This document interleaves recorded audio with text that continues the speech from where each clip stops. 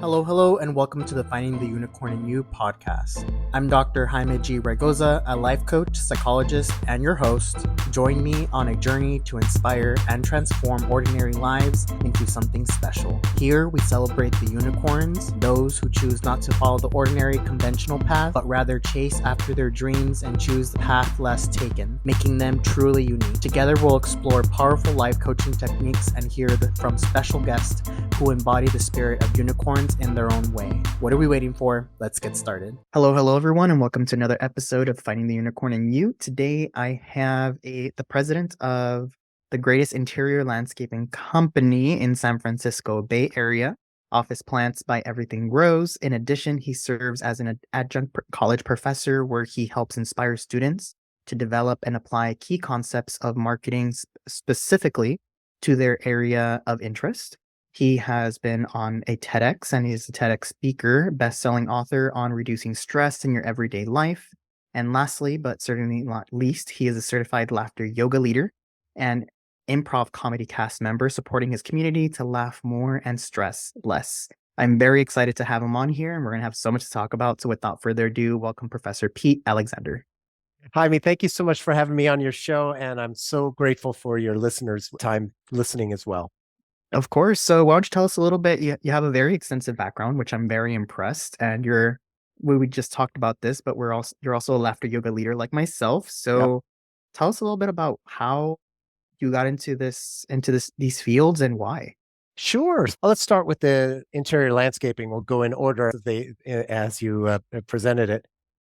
I actually got into the interior landscaping business back in 2005. I had been working for the second company in a row that got bought by its main competitor. And so I felt like I wanted to have a little bit more control over my future. And unfortunately, as an employee, a lot of times you're at this whim of the executives. So basically, I thought, let me look for a business that I could run and really apply all the different marketing and sales and other business related skills that I had gained over the years. And so I found a struggling business. And the first year after I bought it, I thought, oh, what have I done? It was awful. It really was awful. I was thinking I was spending 80 to 100 hours a week on it. And it just was like, and it was just continuing to lose money. And I thought to myself, I tried to turn around and try and sell it, and I couldn't find any buyers for it. So I just bit the bullet and said, I got to make this thing work. And I was able to turn it around and then brought in a business partner several years later. And now it has become the fourth largest interior landscaping business in the San Francisco Bay Area. So I'm very grateful about that. We had a torpedo hit us when COVID hit because all of our business is office buildings, businesses that have live plants inside of them. And when people are not going into those buildings, they don't need the plants. What happened? And we sadly lost about 60% of our business in 30 days. That is enormous. It's all the growth that we had over the last several years. So I remember it very vividly, March of 2020. And yeah, it just went away. This growth that we had for the last 8 years disappeared almost overnight, literally. Continued to work hard. I give all the credit to our employee team as well as my business partner. And I'm grateful that we've recovered. When back this last year, we were able to get back whole again. And we're stronger than ever because when you can survive a torpedo like that, you gain more confidence on that. So that had a lot of stress, as you can imagine. And I ended up applying a lot of different techniques that I had learned over the years for those situations. So that's one. I got into being a marketing professor because interestingly, before I had the landscaping business, one of the things I was a quote expert in was the wild west of the internet back in the late 1990s. And so what I started doing was I started offering to teach classes in digital marketing. And I found that I really loved to teach. And so I decided to go back and get my PhD. And so I got that in 2006 and been teaching off and on as an adjunct professor for different universities. And I really love it when students, they, at the end of the class, they say, when I first took this class, there was no way I ever thought I could write a nice marketing plan and something that I can implement. And lo and behold, I did. And so it's really fun. And I continue to stay connected with many of my students from so many years in the past, as well as my current ones. So grateful for that. And then the laughter yoga that came back right before COVID hit because I wanted to bring laughter into my community. Unfortunately, when everything shut down, you can't do it in person. And I tried doing some Zoom ones, but it wasn't the same, especially since when and I'm sure you've experienced this too, where you're in a Zoom room and it's whoever is laughing the loudest is the one that's going to be on the screen, right? so so it's like a competition there. So that was hard. Last year and a half brought it back in person, and it's so much fun because it's when you laugh, it's you get people that even if it's not a natural laugh to begin with, it becomes contagious, and within a few seconds, everybody's laughing. So it's a real joy. And then I also joined two different improv groups, and so I travel throughout my community. Oh boy, a pretty wide range of distance, about from the farthest north to the farthest south, about 60 miles, where I'm going to different theaters and we come in and we do whatever the audience suggests. So every show is different. And it keeps me very witty because you have to be sharp because you have to think and be able to respond right away to whatever situation comes up on stage. So all those things are really fun. And I look at it as something that I was able to overcome all the challenges that I had as a kid. Because you and I talked off camera about the dysfunctional family background, and that's where the stress that I dealt with improperly came to a hold back in 2008 when I got diagnosed with stress-induced diabetes. And nobody in my family has diabetes. And the problem was is that back then I was so busy with the landscaping business that when they told me, "Oh, you have to take medication, insulin," and prior to that, I had glucophage, and I said, I don't have time to deal with this. Just give me the medicine."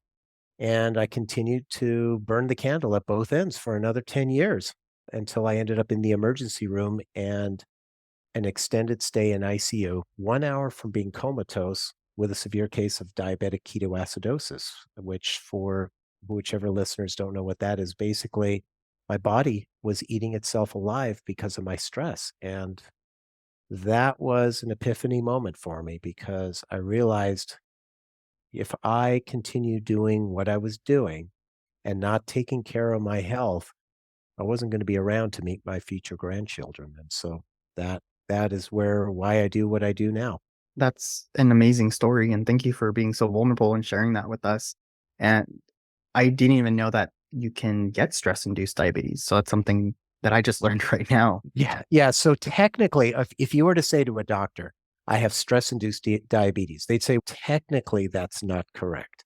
So what happens is when we are inundated with stress, and most of our stress, of course, is mental now. We're constantly stressing, but we've got the same bodies that we had back in the Stone Age. And when we dealt with stress in a short amount of time to fight off a T-Rex or a saber-toothed tiger, right? That was all fine to drop the cortisol and adrenaline into our bodies. But when we're stressing ourselves out mentally, constantly, we're dumping those hormones into our body over and over again. And so what happens when we do that is it creates cellular inflammation in our bodies. And that cellular inflammation is what leads to chronic disease. So it may not be diabetes, it might be heart disease, it might be cancer. So whatever that happens to be, that you have to be careful about that. And so the key is to listen to your body because for me, I had a lot of different early warning signs. So, I started getting headaches frequently. Instead of getting occasional headache once every week or something like that. I was getting headaches every day or every other day. I'm grabbing for the Excedrin bottle, and I just kept on taking that. Or getting one of the earliest signs that anyone gets is back and shoulder stiffness. Because when we're stressed, and let's say if we have a desk job, what happens when we're stressed, we tend to hunch ourselves over. And what that does is puts pressure on our shoulders and our back. So that's an early warning sign. Frequent colds. So when you're normally doing everything the way that you want to, you might get one cold a winter season. Instead, you're getting one cold every month or even more frequently and stuff because your immune system's down. That's another indicator that you are physically stressed. And another one that can happen is having anxiety about something that may or may not happen in the future. And the thing is that the reality is we don't know what's going to happen in the future. But if we worry that it's going to go negative, what often happens is we manifest that because we're sending that negative energy that direction. So that's another one. And then the one that was the final call for me when I got the stress-induced diabetes was I lost 30 pounds in 30 days. Weight fluctuations up or down, plus or minus 5 pounds or so, that's normal body stuff. But when you have an extreme, either gaining weight rapidly or losing weight, significant weight rapidly, something else is going on. And I remember at first when I lost the first 10 pounds in the first 10 days or so, I was thinking, wow, this is great. I was in my mid 40s. I hadn't lost weight since my early 20s. And then all of a sudden it kept on coming off. And it was like, what is going on? And once the 30th pound came off, I thought, oh, I better have the doctor check this out. And winter chicken dinner, they came back with the blood work and said, guess what? You got stress-induced diabetes. And the problem now is I have to deal with that chronic disease for the rest of my life. And had I listened to my body about what stress was doing to it, maybe I wouldn't have become a diabetic. It is what it is. Yeah, and stress is something that affects everybody, and no matter who you are. And a lot of us think that we're invincible, and just because we're not feeling stress at that moment, we're we're fine. Nothing's wrong. A lot of the clients that I work with, it frustrates me sometimes because I say, "What is your stress level on a scale of 1 to 10?" "Oh, it's a 0. I feel no stress. I'm fine." And then when they start telling me everything that they're doing, and I'm like, you're piling a lot of stress onto yourself. You're burning both ends of the candle, like you're saying. What are some things you're going to do to manage all of that stress? You're like, I'm fine. I wake up at 5 in the morning. I sleep at 2 in the morning. It's fine if I get 3 hours of sleep for the next couple weeks. And I was like, it's not, you're building your body and you're pushing your body to its limits and you're not noticing. But it's those small little things that you mentioned that people don't notice, like the eye twitch or the hunching of the shoulders, the tension sometimes. Like I've noticed some clients that they feel like my forearm just like randomly like pulsates. And I'm like, that's your body trying to release the stress that you're putting on it. That's not normal. Yeah, that's exactly right. Or a rash or something like that. And the key word that you mentioned there that rang solid for me is when someone says, I'm fine. So you've heard what the acronym FINE stands for, haven't you? No, Okay. actually. So it's effed up, insecure, nervous, and exhausted. So that's what fine. When someone says they're fine, that's really what it means. Oh yeah. That's interesting. I'm going to definitely start using that. Because that's one of my pet peeves is when I ask people, how are you? And they say fine. I was like, fine isn't an emotion. Fine is not a state of being. It's a placeholder. So how are you actually feeling? Exactly. Or you could say, okay, tell me which one of those four are you feeling right now? Because at least one of them is going to be accurate. Oh yeah. But thank you so much for sharing like all this and starting this conversation, because it is important for people to know that stress does affect your body one way or another, and it can lead to serious chronic issues. For me, it manifested in a different situation and where I get severe anxiety attacks that mimic seizures. And that's something that now my body, it learned that's a way to really stress. So if I push myself to the limit, I will start seizing. and start like having these like severe muscle contractions to the point where I'm in the fetal position, can't move. It's horrendous. And it's ridiculous because I no longer have control of my body for anywhere from 5 minutes to like 2 hours. And it can happen anytime. It's happened to me as I'm like driving. It's happened to me as I've been giving a presentation. And this is luckily I haven't had one in over 10 years, but because I learned how to manage my stress. But beforehand, I didn't. And I didn't know that it was something that people just had. And when my doctor told me, you're developing a pattern, so now you don't have an anxiety attack, you have an anxiety disorder. Because now this is your body learned that this is something that it can do to release all the stress that you refuse to reduce on a regular basis. So now your body found an escape path of least resistance, that this is the way that I'm going to release the stress that he refuses to release on his own. And it's things like these are important conversations to have, because people don't take it seriously until it's too late and it happens to them. Yes. And your story reinforces also the fact that our bodies are so intelligent. It basically, it adapts to whatever we're giving it, good and bad. And so, as you say, you basically know it has to release that stress somehow. So it found a way. And unfortunately, at least you've learned how to deal with it, because I can't imagine how awful that must have been, to be in the fetal position. You can't do anything. It's just like until it calms down. Yeah, it's definitely hard.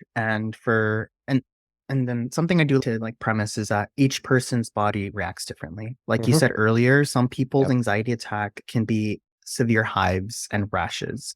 I know individuals that happens to. Other people swell up and it seems like they're having an allergic reaction, but it's actually a stress-induced reaction. Other people get severe migraines. Other people have muscle spasms. It just varies from person to person, and it can be very difficult, especially if it's your first time.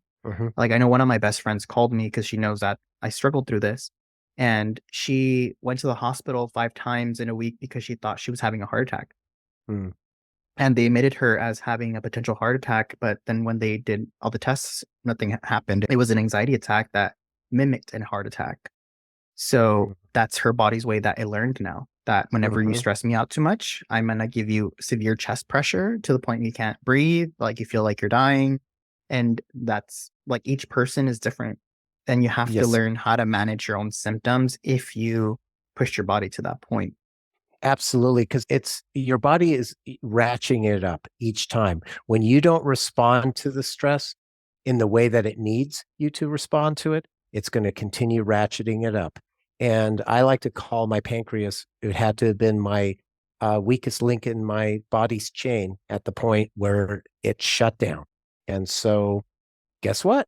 Hey, now because I didn't listen and I didn't respond properly to my stress, my body had no choice but to keep ratcheting it up, and my pancreas was the next one to fall. And so it's so important for us to listen when we're getting these stressors, to listen and do something about it, because you can minimize the impact it has on you if you listen to your body and you do something positive to respond to it, because your body wants to be healthy. It does.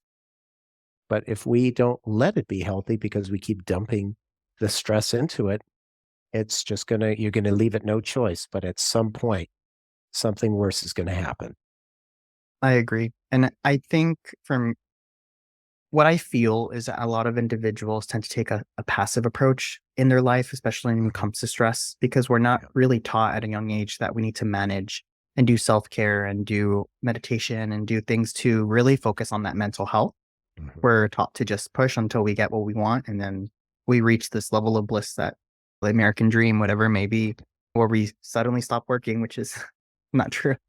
But we're not really taught these techniques to teach us how to do this. So they take a very passive approach until something happens. Then they go more assertive. But to be more preventative is you need to take an assertive approach now. You need to do, when am I going to take my breaks? When am I going to do intentional mindfulness exercises to reduce my stress levels? How am I going to dump all of this stress and anxiety from my body, from my mind out at least every once a week, once every other week? So it's really planning and doing something more assertively versus I'll get to it when I get to it.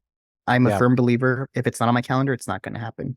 It's interesting that you say that. I'm exactly the same way. So I actually have daily activities that I do, and they're only a minute or two in most activities, but they're in my calendar. And so it's a ping. It reminds me.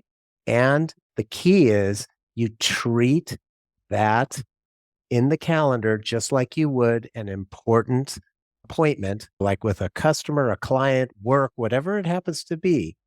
You treat it the same level as you would any other appointment on your calendar. And it works. It does. This is the challenge is to do it regularly enough that it becomes a habit.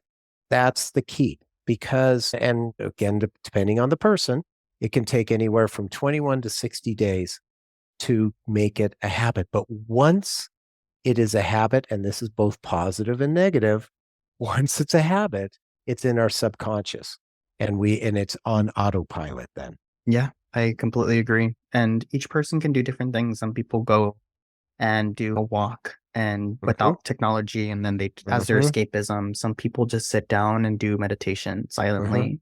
Other people do breathing exercises. Other people do laughter yoga. Other people do exercise.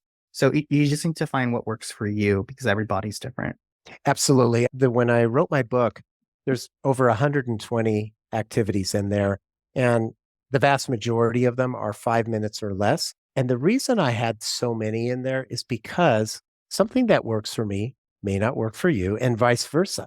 And so it's a matter of finding what is it that works for you. And once you find that, use it, run with it, do it on a daily basis, because if you make it into a habit, the compound benefits over time will be enormous, but you have to start doing it and doing it consistently. Yes, I agree. And this is a good segue into my next question, which was going to be what inspired you to write your book and what is it about?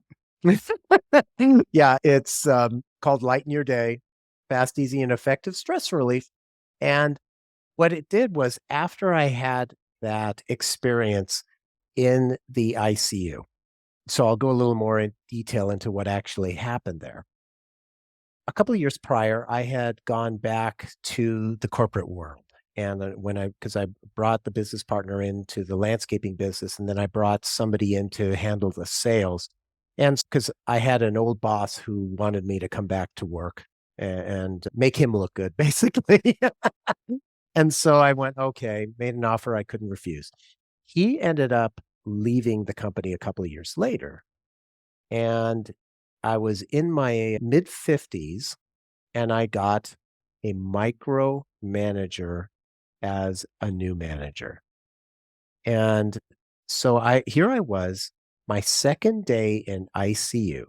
Mind you, my manager knew that I was in the emergency room, knew that I was in ICU.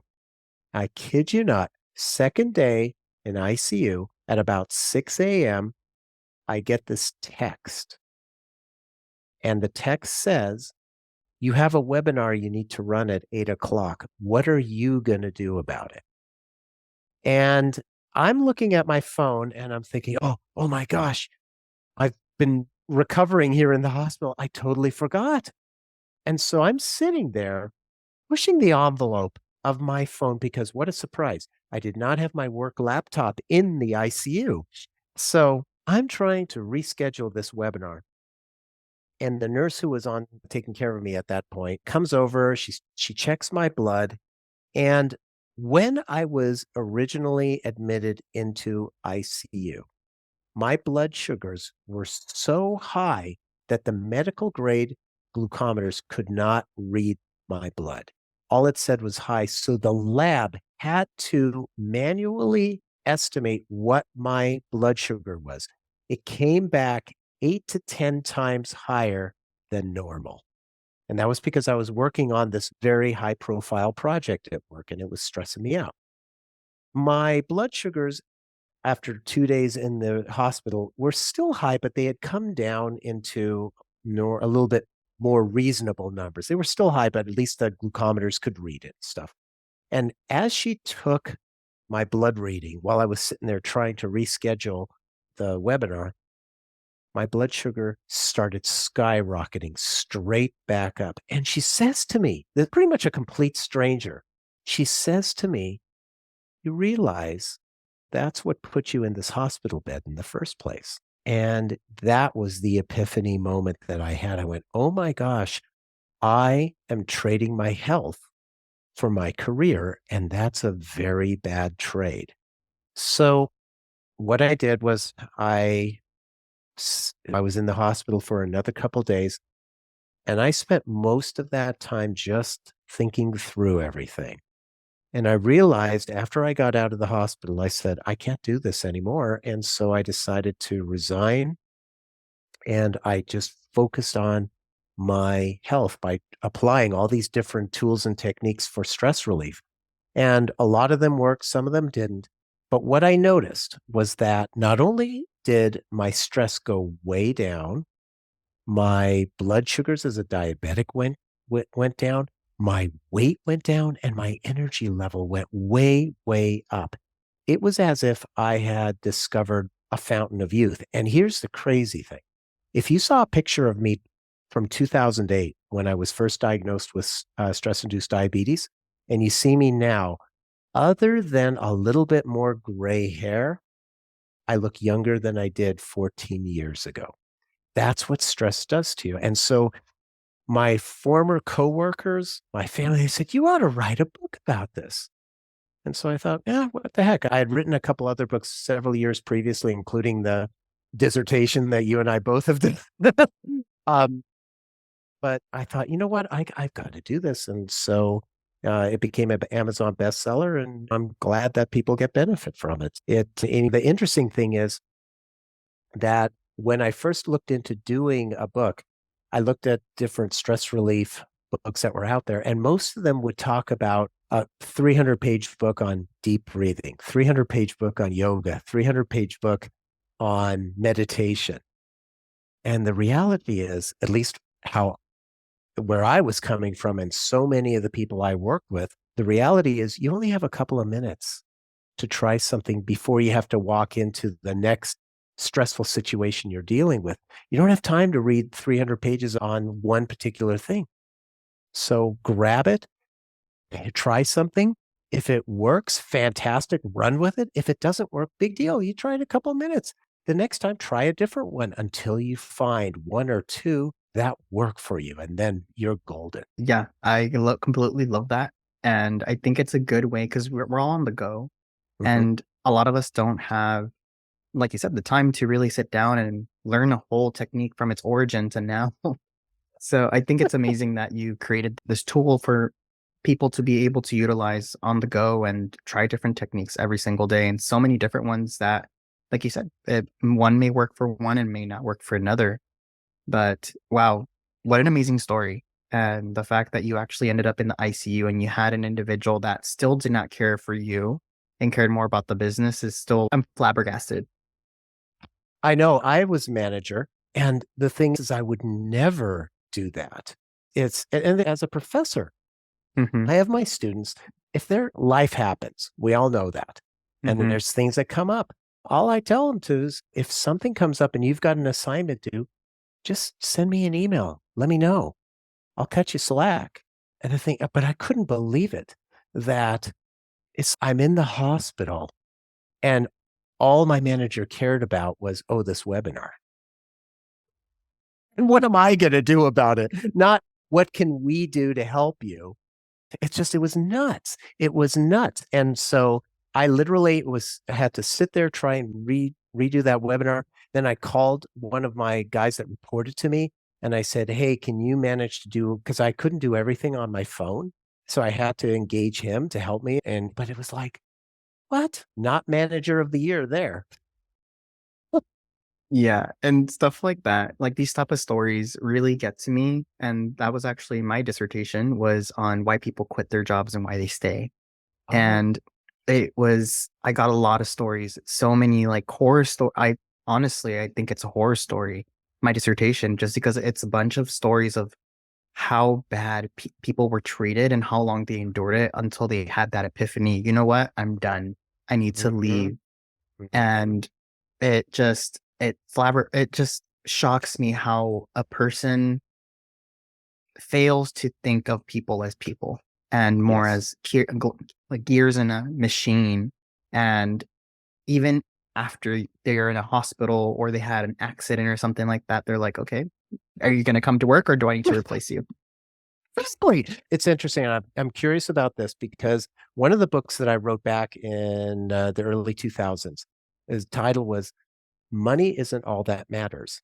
And it basically talked about same thing. I interviewed, oh gosh, it must have been 100, roughly 100 different companies about unique things they were doing to recruit and retain technical professionals. And the bottom line, which was very interesting, is that the number one reason, and it still holds true today, the number one reason someone leaves a company is their poor relationship with their manager. They may say on the exit interview, they may say, oh, I got a new opportunity that's paying me more or a better title or whatever it happens to be. But chances are that if they had a really good relationship with their manager, why would they be leaving? Because if the manager is taking care of them, making sure they're paid well, making sure that they're doing the work that they enjoy, why would they leave?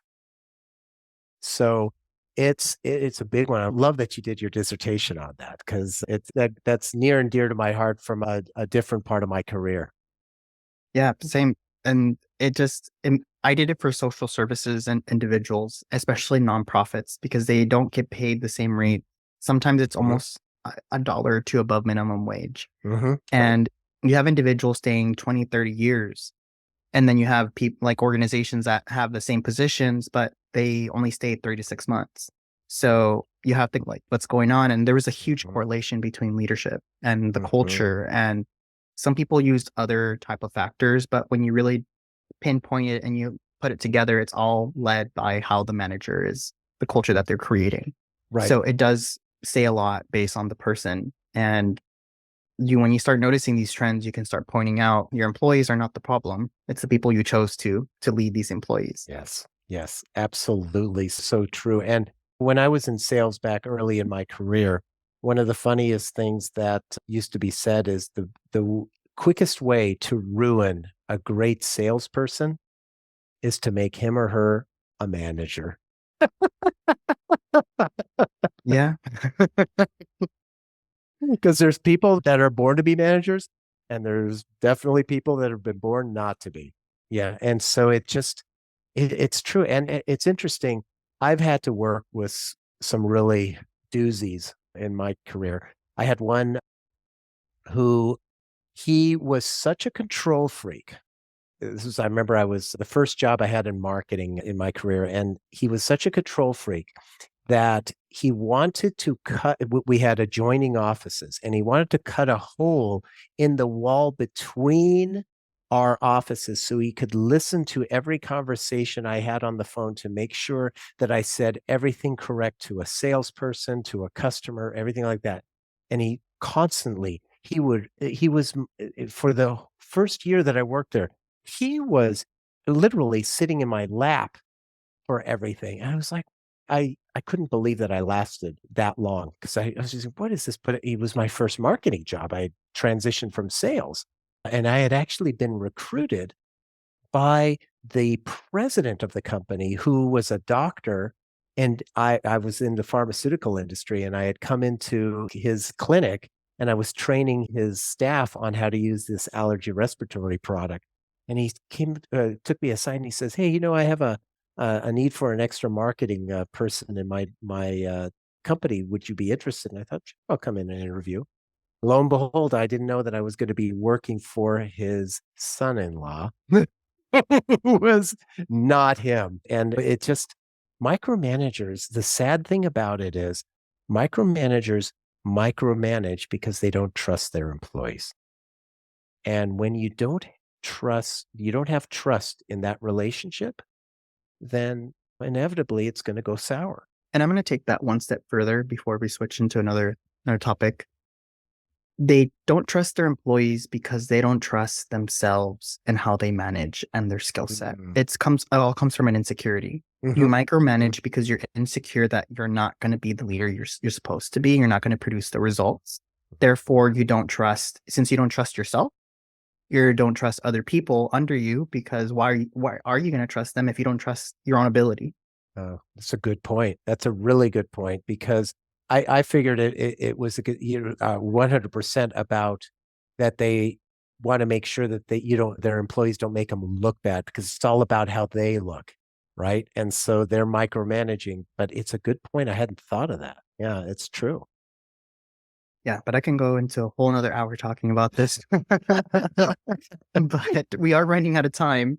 And I want to ask you the main question that I ask all my guests, which is, for people listening, a lot of the guests, all of the unicorns that are on here, I always like to define a unicorn as a person who is able to tap into their inner talents, trust themselves, and be able to shine above the rest and be unique and continue growing and expanding and being that amazing person that they can be.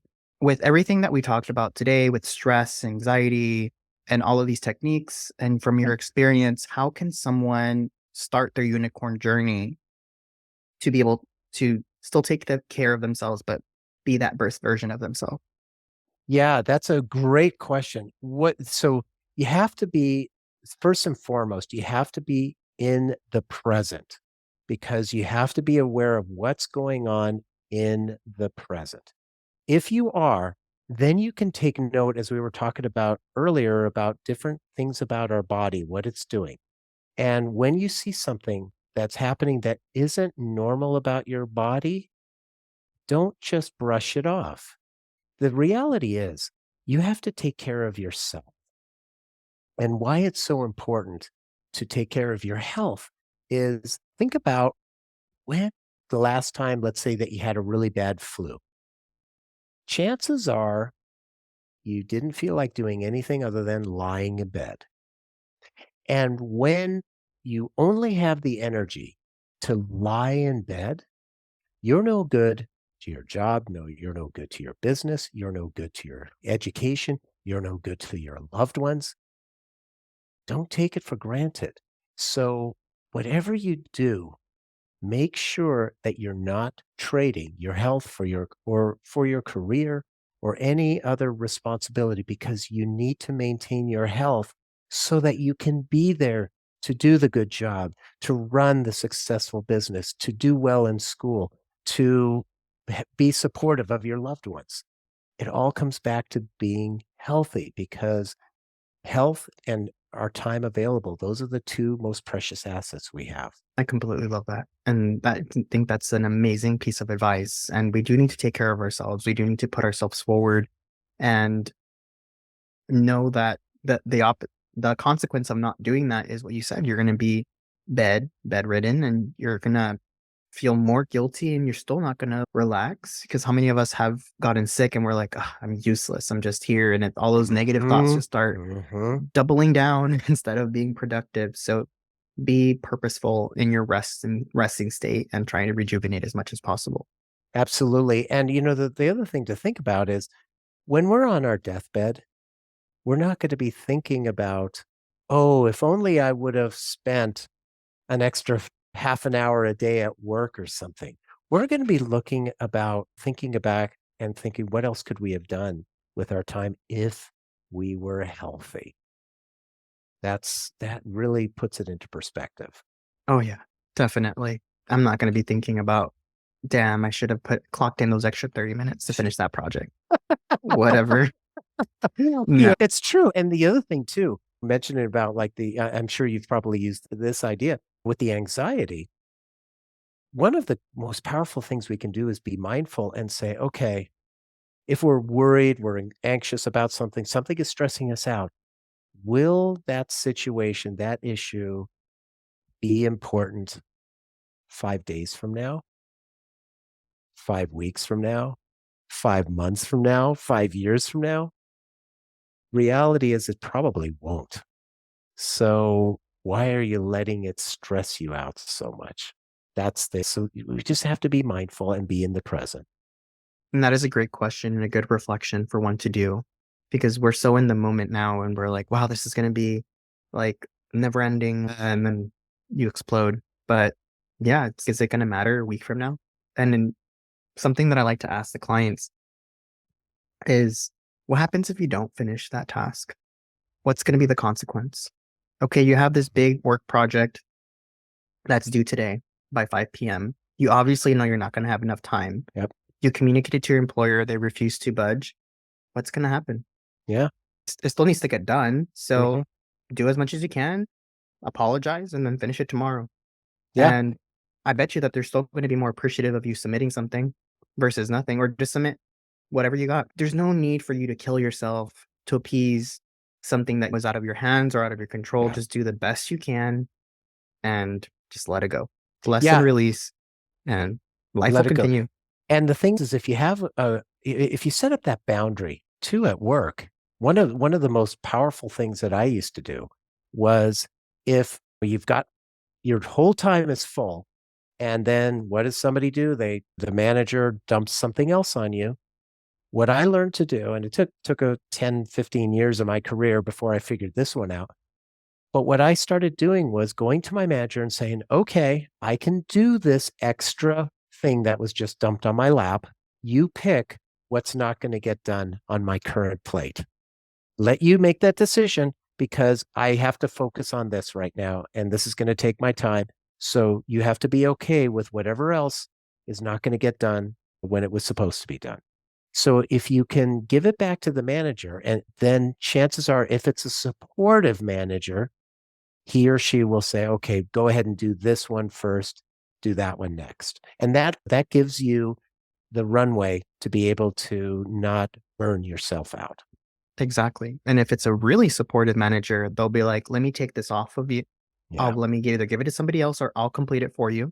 Yeah. While you focus on that. And thank you for communicating that with me. Exactly. That's the thing, because it's so much of the issues that run into in a business setting is setting the proper expectations. Because if you let your manager know early on, before it's 1 minute before this is due, and I can't get it done. No, let them know as soon as possible, because then they have the opportunity to help you. As you said, go ahead and they'll take it from you and give it to somebody else, or figure out something else. That's part of their job that they're supposed to do. So use it. Exactly. Couldn't have said that better. But as we wrap up, this has been an amazing conversation, and I would love to pick your brain in a future episode for sure. How can someone get in contact with you, or communicate with you, or even maybe ask you to do a laughter yoga session with them? Oh, absolutely. Yeah. The easiest way to get a hold of me is just go to my website, PeteAlexander.com. That's PeteAlexander.com. And I've got all my social media channels, got the link to the book. I've got other podcasts I've been on, etc. And my email is there too. Feel free to reach out to me. I'd love to keep the conversation going and connect with me on social media. Awesome. Thank you so much, Pete. And for listeners, if you want to go to my website at raygoza-consulting.com, you'll actually see a new article on the Unicorn Wall of Fame, where you'll see Pete, and along with the other unicorns, with his bio, all the links that he just mentioned, and they will also be in the show notes. Quick reminders for everyone, episodes come out every Friday at 7 a.m. And don't forget to leave us a 5-star review. Pete, thank you so much. This has been an amazing chat, and until next time. Jaime, it's been my pleasure. Thank you so much for having me on your wonderful show, and thank you to your listeners for their time as well. Thank you for listening to the Finding the Unicorn in You podcast. I truly appreciate you listening, and I hope you enjoyed this episode and gained valuable insights. If you like what you heard, please subscribe to our podcast and leave us a review on your favorite platform. Keep listening, keep learning, and keep growing. Until next time, this is Dr. Jaime G. Raygoza signing off.